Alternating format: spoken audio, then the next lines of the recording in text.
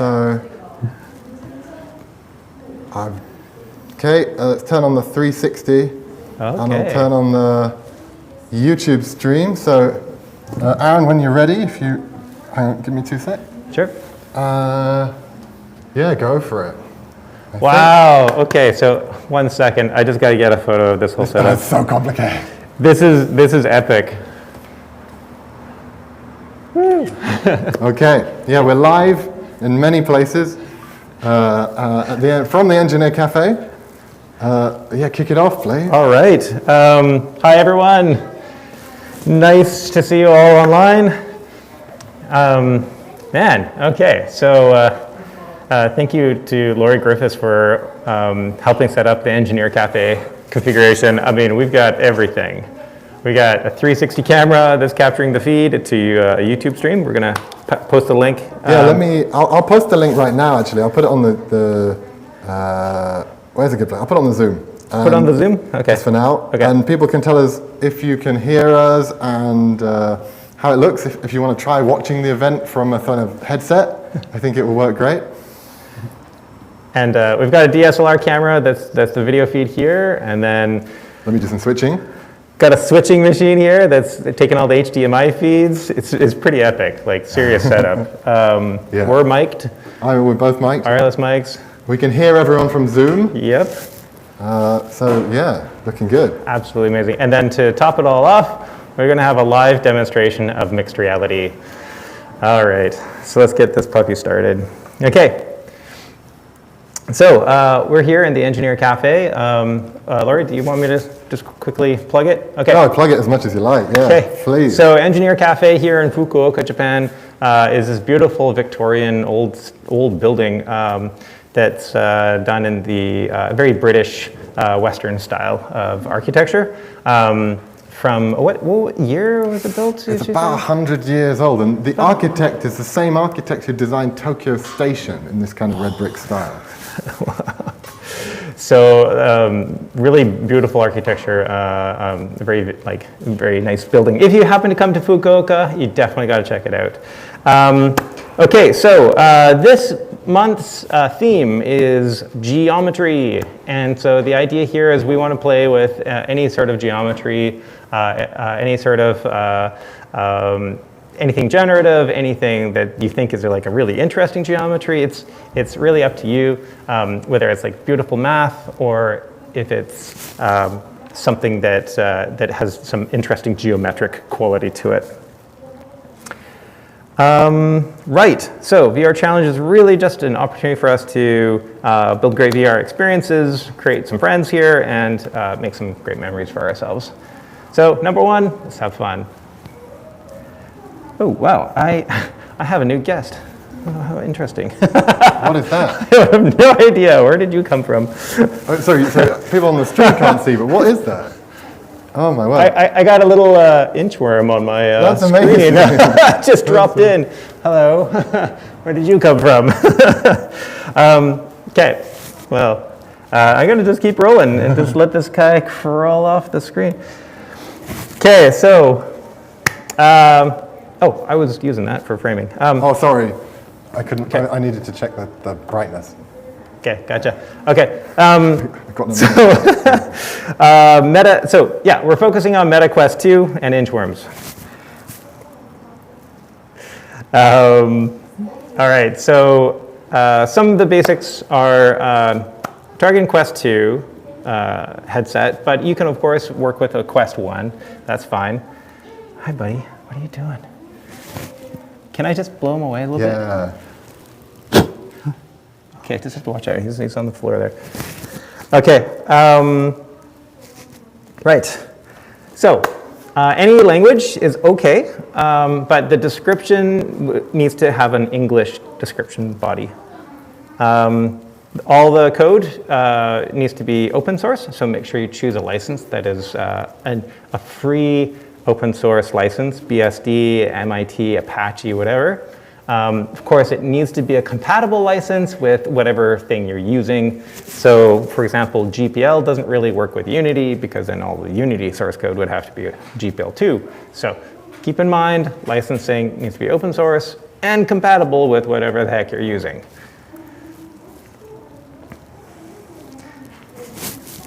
Oh, that would have been handy if I put that up. Okay. So,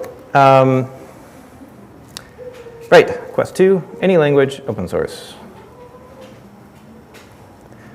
Okay, so also when you're putting something together, make sure that if you're using an asset, it also needs to be freely shareable. So whether that's royalty free or made by yourself, you have to be aware of the license of the assets that you're putting into the project. Those need to be accessible in some way for free. Same for dependencies. So if you're using something that's like a paid like video replay tool or some kind of anything that's like anything's okay as long as it's freely available, or a demo version as long as your thing can still work with that. So if you're getting it from Git repo, the Git repo must be accessible. So yeah, make sure permissions are good for sharing. And finally, the size limit is 1 gigabyte. So that's including the project, and if you're building native packages, that would have to include the APK. So keep in mind the whole package size, source and APK needs to be at max 1 gigabyte, just to make submission easy. So to recap, license, be aware of the license, make sure it's shareable. Dependencies, make sure the dependencies are free and clear. Anyone should be able to use them. And the size limit is 1 giga, 1 gigabyte. Okay, so on the judging side, when we do the next event, we're going to have this opportunity for judges to get together. We're going to look at all the submissions, and we're going to pick which are the winners.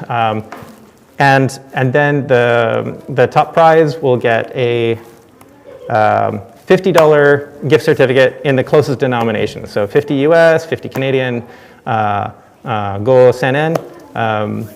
So we'll pick the closest and give you a gift card. So that's going out. Sorry for the delays on this shipping. This is our first time getting this set up. So Stevie, it should be coming to you soon. Stevie was the winner from last month. We're just having to get through some payment hurdles to get you your card. And we're going to send out the certificates with the pins. All that's designed up and ready to go now. So it's going out. Thank you for your patience. But that's what we're going to do. It's not super luxurious. It's just something for fun, just to remember that you did a great job. So we're going to do this little workshop and give a couple little tutorials. The number one tutorial we're going to do today is walk you through the submission process on Itch. So of course, if you have questions, use Discord. Ask for help. Happy to help. And of course, for today, we'll keep the Zoom live. Yep. And so if you have any questions, feel free to say, hey, working on this, let's chat.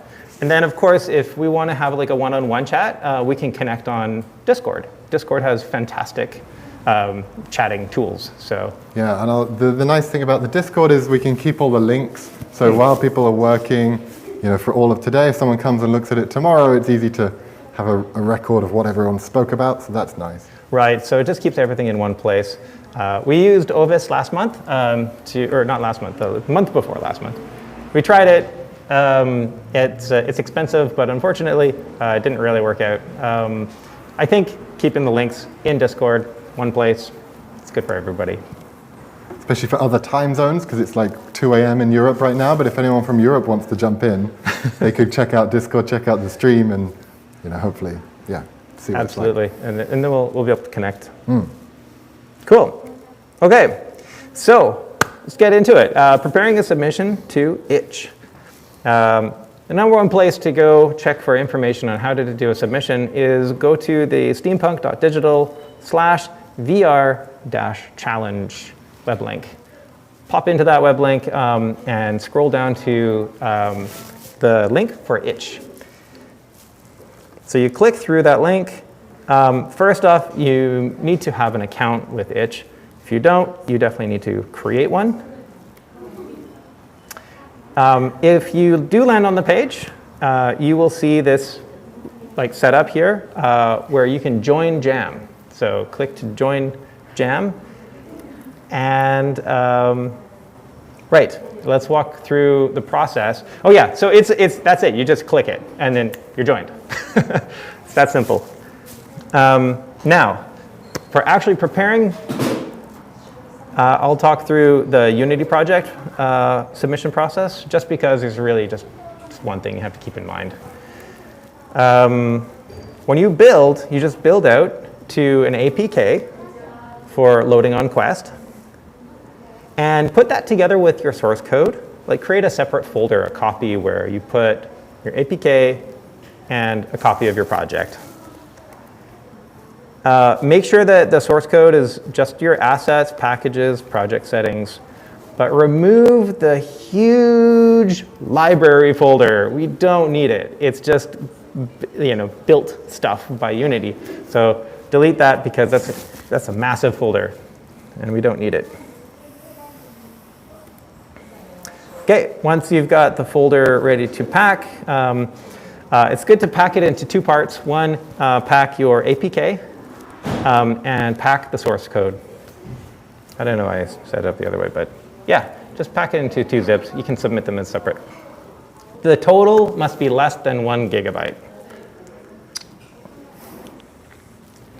Okay, when you're ready and you've got that content zipped up, next step is submitting go to the Itch site again, and you'll see it's switched to submit your project.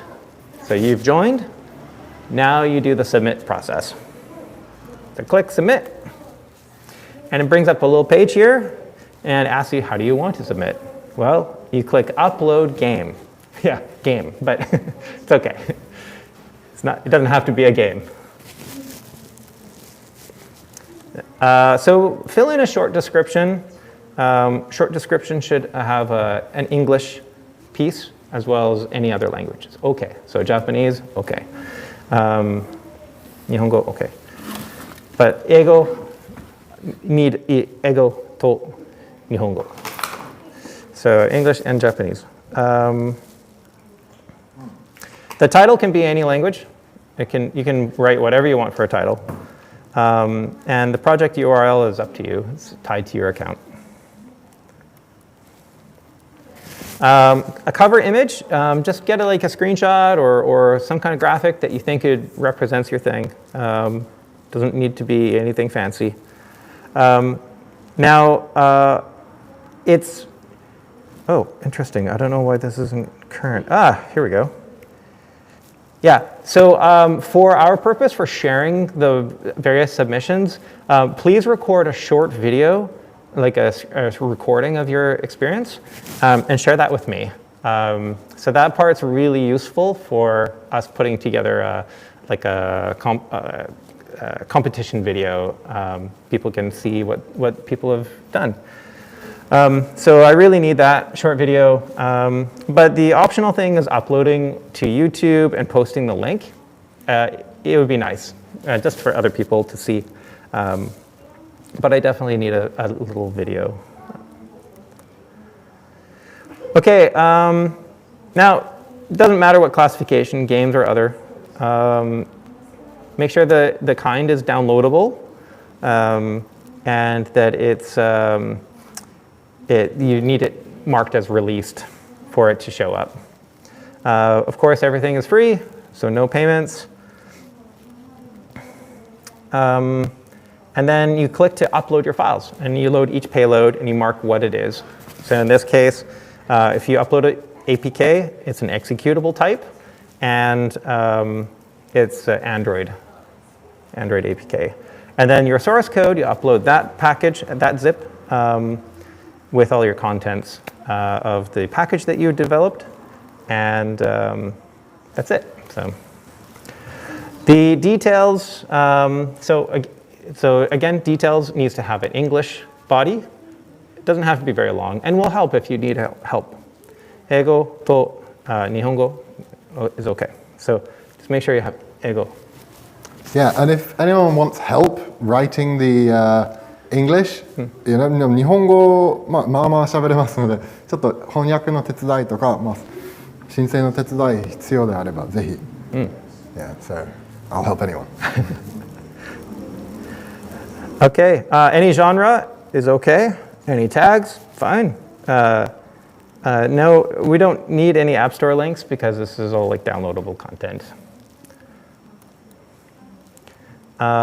Default noun, I don't know, this custom noun thing. This is so instead of game, you can use some other thing. Community comments, anything's okay. If you leave comments on, then you can get feedback from other people like that try your thing out and keeps it organized.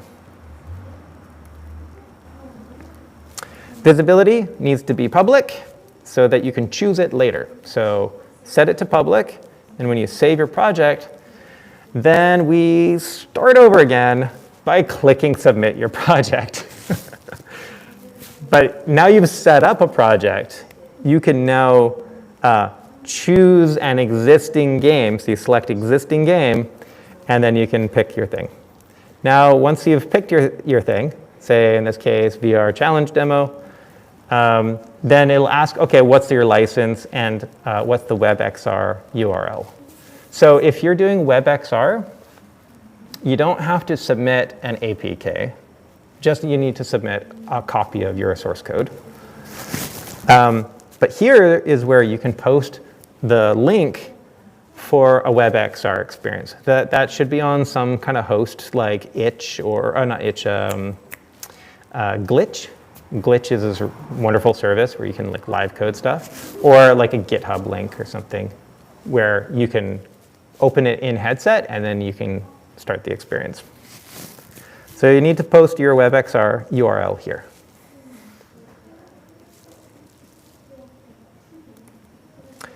Okay, so deadline is end of this month, and good luck, everybody. Let's have fun. Sure. Do we have any questions about the submission process or about how to enter, either on the Zoom or on the YouTube chat or anywhere? Or just speak if you're on Zoom. Sounds like we're good. I think I'm good to go. Yeah. Yep. Excellent. All right.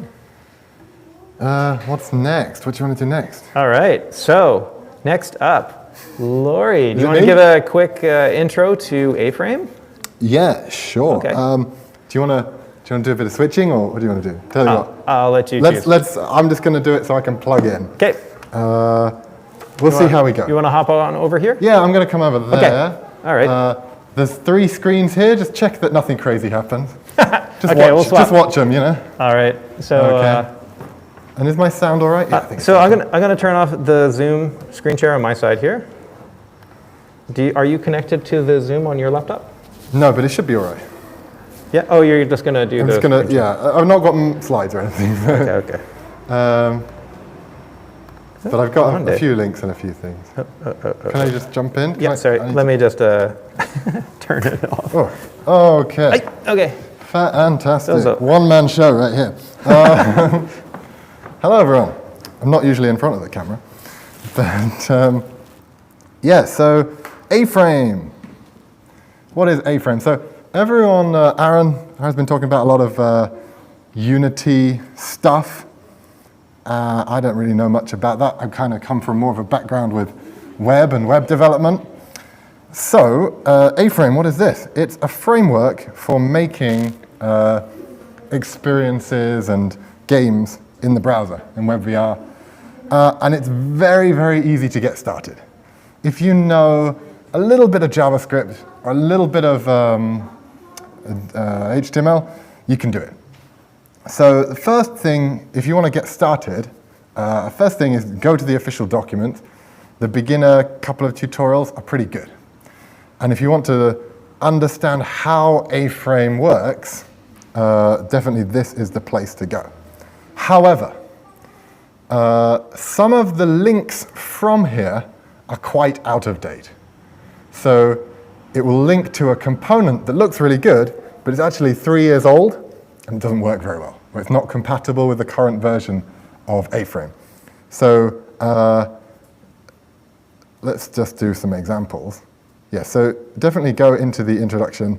And this is the sort of level we're looking at. I don't know how well people can see the code, but just putting a bunch of components on there, very declarative syntax, set the position, set the rotation, draw it on the screen. And I thought there was a preview, but never mind.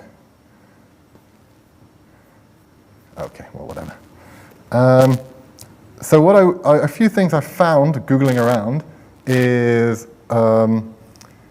this is someone's GitHub, and I'll link to it in the Discord. It's, if you search for stemkoski.github.io and then A-Frame examples, this is a lot of basic examples and basic components, but they're very up to date. So I think it's a professor of computer graphics at a university who uses this in his lecturing. So you can do all the basic scenes, and if you want to do a little WebVR demo, you know, putting this is like 5 lines of code. You know, you can get to here 5 lines of code. And some more examples using textures, environments, different control schemes. There's all open source text, which I think is really fun. The last commit was like 2 days ago. Wow. Yeah, so it's very active. Give this guy some love, because it's like got like 20 stars or something. It's not a very popular repo. And gets down some pretty involved stuff, like using a virtual camera as a texture so that you can kind of do the Inception thing and get a game within a game within a game and kind of go crazy. Super cool. I should make a note. There's also some A-Frame tutorials done by Yoshinaga-san in Japanese, Nihongo. So check out the Steampunk Digital website, the VR Challenge website. Absolutely. And scroll to the bottom. There's Yoshinaga-san's tutorials. We should totally link this too, because this is yeah, and the code is all on GitHub, permissive license. And the thing I would say is, like, if you wanted to do a first commit and you knew English and Japanese, just translate this page, because it's really, really useful. Okay, so that's kind of A-Frame. I'm not going to go into the details of how the entity component system works, because I'll be honest, I'm a bit of a beginner myself. But I'm going to maybe share a little bit of how I'm putting A-Frame together with other stuff. I'm not going to walk you through the code, but basically, what I really want is hot reloading. So when I make a change to my code, I get like a change. So this is some example with a bit of A-Frame and a few components.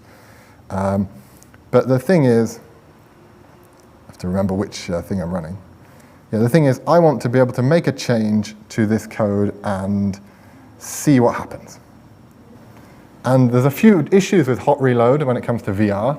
The first thing is VR technology must be served over HTTPS. So often dev servers just don't spin up HTTPS and SSL encryption security. So you cannot enter VR without it, basically. The browser just won't let you. So you can kind of see the preview, but you can't enter VR.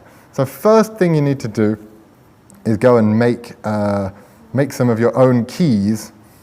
And I'm sure you could probably break into my dev server with these, but you have to go and make some keys for your local server. And there's a few settings there. And I'm going to share this with someone. So basically, the command to serve with the server here is this, and it uses the keys to make sure it has HTTPS. So that solves that problem. However, serving over HTTPS breaks hot reload. for external computers. So this means you get hot reload inside your computer. So you can kind of have it on another monitor, watch it. And to be honest, that's the easiest way to work. Because with a headset, you've got to take it on, put it off, take it on, put it off. This is slower than hot reload. But if you serve on this computer, local computer, and then access from outside, you cannot get hot reload. You have to click refresh. But that's not that bad, right? Put on the headset, click refresh, try again. Put on the headset, click, it's pretty damn good. I'm using Svelte here. So maybe a bit of a warning for people coming from the web dev world where React is very, very popular. React is quite slow in terms of games, right? It's designed for making websites, Twitter, Facebook style stuff. It's good at putting an element on the screen and then leaving it there. But if you start using React to add something, delete something, add something, delete something, it works. However, it's too slow to be doing something every frame, right? It's not going to work. So there's a few ways around it. One way is to go into the A-frame components and just write JavaScript. And you can do that, and it works great. The other thing you can do is, I'm using Svelte here, which instead of running a big virtual DOM, will basically, at the build time, it compiles to JavaScript, so you're just running JavaScript, but you're writing in a very simple way that looks a bit like React. I wanted to do a better demo, but I don't have a better demo. So maybe at the end of today, I'll do another demo if I get something. Sorry, I've been very busy setting up the stream. But I think that's everything. Anyone got any questions about Svelte, about setting up a project? I'll share this GitHub project so people can remix it. Probably setting up the keys locally is the most annoying part. Any questions? On YouTube or on Zoom? Do you want to do the whole thing again in Japanese? Yeah? IS says, I'm new to Svelte. I was inspired by your message on... Oh, yeah? Turn this one. Right. IS says, I am new to Svelte. I was inspired by your message on Discord. I like the philosophy behind it. So, yeah. Cool. Yeah, Svelte is kind of, in a way, a little bit new, but kind of gaining steam. And if you want to investigate it, the Svelte tutorial is excellent and also translated into Japanese. So the Svelte tutorial, you can get it in English and Japanese. It's very easy to follow, very easy to get started. And if anyone wants to talk Svelte with me on the Discord or chat, I can show you like a very simple sort of calculator demo I made to try to explain how Svelte works. But the basic idea is you make a variable and the state kind of just updates everywhere on your page automatically, and once you get it, it's really lovely. Yeah. Okay. Cool. Now, are we ready? Shall I hand back for the nail-biting demo? The nail-biting demo. It is nail-biting. So we're going to have to move a bunch of cameras and do a bit of demos. Well, we'll just swap back. Okay. For now. Swapping. Hi, swapping. Yeah, swapping. Awesome. This is going great. Okay. So, I'll just put the HDMI in here.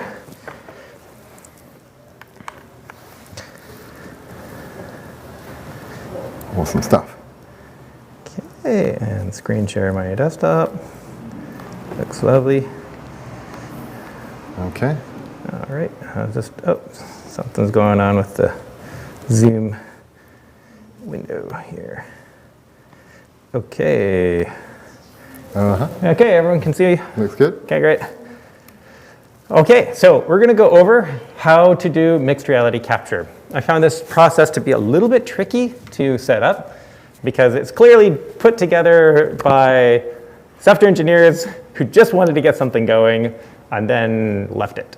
So we have to find the sweet path, but oh man, when it works, it's pretty great. So here we go. Okay, so there's 3 main points of setup on the Quest. On an iOS device. It also works with desktop. There's a different set of tools for that. But I'm going to talk about iOS setup, iPhone or iPad.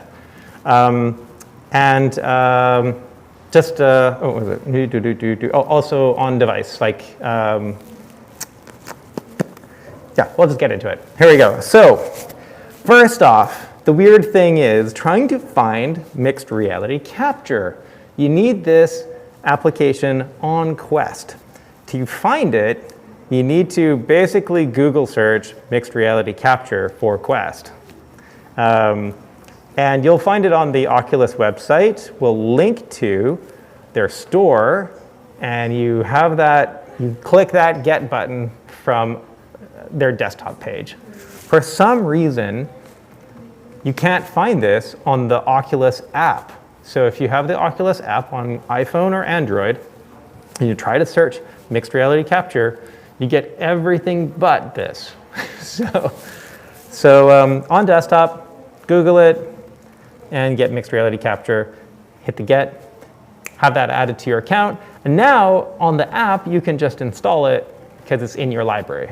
Or on the Quest itself, you can go into your library, install it from there too. Cool, cool. All right, so once you've got it, you need to run it on headset, and just it will say just your IP address. So, and it will tell you whether the tool, the calibration tool, is connected or not. So let's get into the other side of this. The iPhone setup. On iOS, you can search for the Reality Mixer app. And what's wonderful about this project is it's an open source project as well. You can download and hack on this project if you like. And actually, a lot of people have contributed to it to make it even more useful and more capable. So yeah, you can get it on the App Store. It's free. And once you run it, so I'll show you on an iPhone here. Once you get it, you need to run it and then start calibration, and then punch in that IP address you've got from the headset. The IP address is what it will connect to. And then first time running, you need to give it permission, so turn on yes, OK to camera, and OK to connecting to network devices on your local network. If you say no to one of these things, well, make sure you go through your settings and turn on those permissions, because otherwise it's just going to be confusing when nothing works. For the device, I recommend using a tripod holder. These are great for just holding the device up and pointing the right way. OK, next step. You should be able to go through the process of calibration. So the first thing you do is holding the controller, you bring it up to the camera and pull the trigger. OK, once it's got that lock, then you step back into your environment and then pull the trigger again, and that gets the location of the controller somewhere in your field of view. Now go back up to the iPhone or iPad, and you can grab this blue dot, line it up to try to match the controller 3D with the controller in the image. Once that's done, you just save it to headset, and you're done. OK, calibration process is done. At this point, go back to the Oculus headset and quit out of the mixed reality calibration tool. OK. So now, right, the Unity side. So mixed reality capture on Unity is pretty simple. If you've installed a Oculus VR camera rig, then you just have to scroll down to it and select it, scroll down, and then just find this activation mode, mixed reality capture for Quest, activation mode. Make sure that's on automatic. But there's a gotcha. Make sure pass-through capability is turned off. So if you've been like me and playing around with pass-through and really love it, unfortunately for mixed reality capture, pass-through is mutually incompatible with mixed reality capture. They both use the same masking technique. So that's why it fundamentally fails. But it doesn't tell you. It just fails. So turn off pass-through, and you should be good to go. OK, so let's go into starting mixed reality. OK. Okay, just a reminder, you need to have quit out of the mixed reality capture camera calibration tool on the Quest headset. Just make sure you quit and start your app.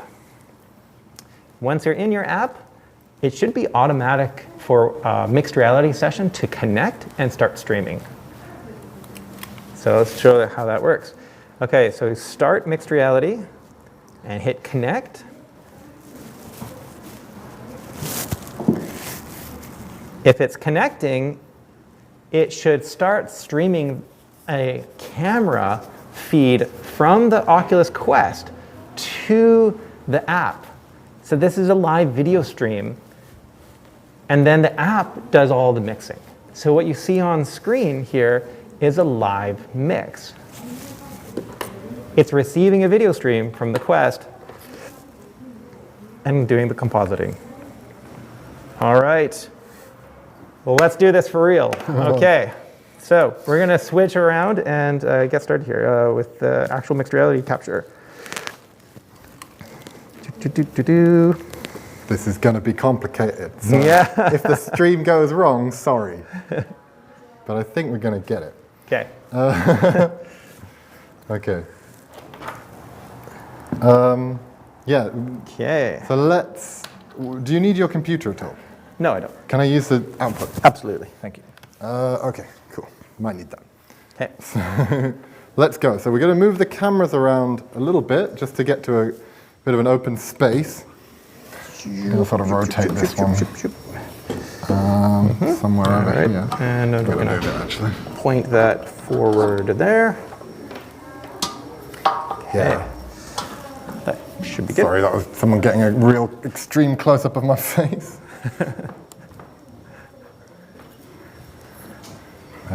All right.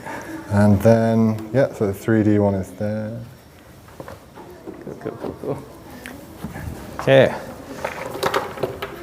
I don't know how well we're going to be able to see everything, but let's have a go. Yep. Let's have a go. So I know you need a bit of help from me. Just let me know what if you want to show stuff on the iPad as well. I guess. Okay. Yeah, we should be showing the screen, the iPad screen. Is it plugged in? Yeah. Let me just make sure it's on. Okay, I'm getting nothing from the iPad. Hold on for 2 minutes, guys. Okay. iPad screen should be on. Yeah, we got it. Okay. Let's start calibration. Okay. So in headset, I'm going to start the mixed reality capture app.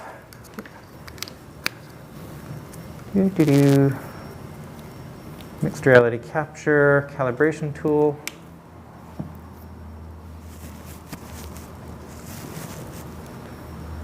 Okay, I see my IP address is 192.168.0.105. And you're definitely on the right Wi-Fi, so we've got to be on the same Wi-Fi. Got to be on the same Wi-Fi. Okay, so that matches up with what's going on the iPad here. I'm going to connect. Okay, so the trick is you need to kind of peek underneath the headset and then bring up the controller right up to the camera lens here and pull the trigger. Just walk around the back of you. Okay. Now it'll beep at you normally, but because we're feeding the HDMI through, I don't hear the beep. You might have, I don't know. Yeah, maybe. Okay, and then take a step back, and we're going to use the controller as our calibration target. Pull trigger again. Okay, now it should have both.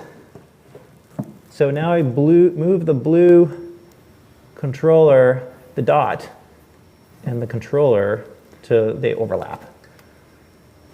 And then hit next. Great, now I can confirm. Do I have a good calibration? Oh, it looks pretty lined up. Good, all right, okay. And then save to headset. Calibration saved. Now, in headset, make sure you quit out of the mixed reality capture app. I'm going to quit and start your own app. So interaction, non-pass-through mode. Okay, now the app is running, so I can start mixed reality on the iPad. Connect, and voila, we have a live Wow. mixed reality session. So this is now being captured on the camera, and there's a special little mode hidden in the app that lets you move, like have a live movement of the camera. So Do you want me to? would you like to help? do the honors? Yeah. So. Okay. Okay. So hopefully you can see, like, just interact with some of the stuff a little bit. Cool, cool. I'm So gonna grab that's some all in stuff here. VR. And then if I pick up the camera Oh, hello there. Okay. and I can Sure. take a look at what's going on, I can move in 6 degrees of freedom, rotation, and translation. And yeah, Cool, cool. So that's mixed reality working live. live on a stream, Yeah. brilliant. So how do we get this enabled in our things? How do we get it working? Just going to turn on to regular camera. Okay. How do we get it working in our kind of In our regular apps? So, so I just showed there's like one checkbox or one selection mode is mixed reality capture activation. Right.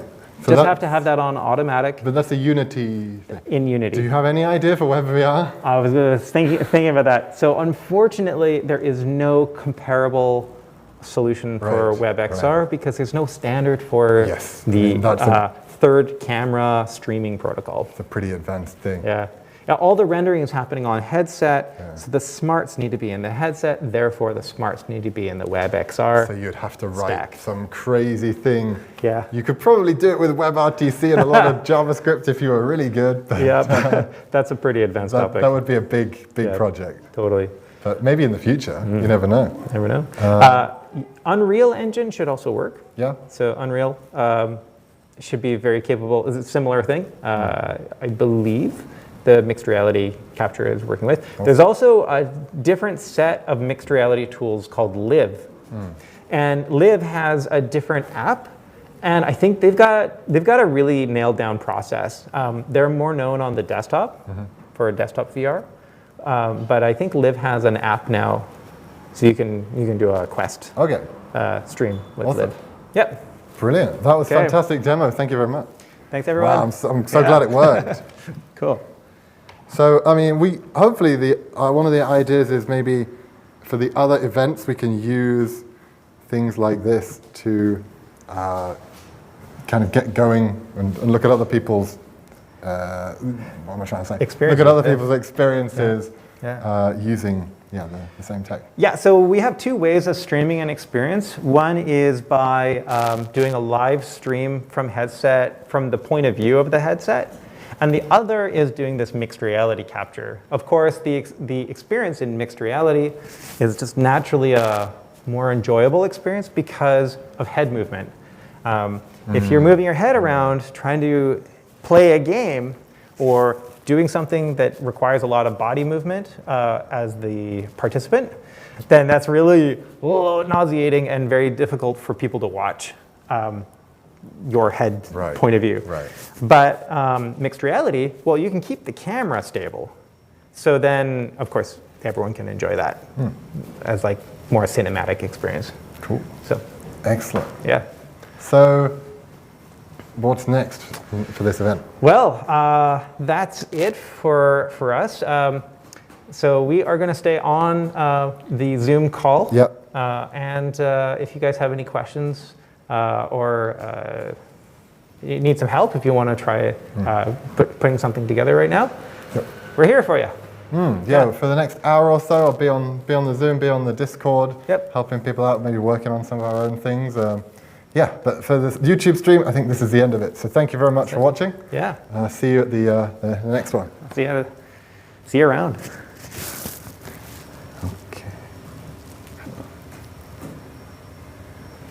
What do I want to do? What am I doing? Okay, I think the stream is basically ended. Okay. So the YouTube 360 capture is done? Yep. Okay. And then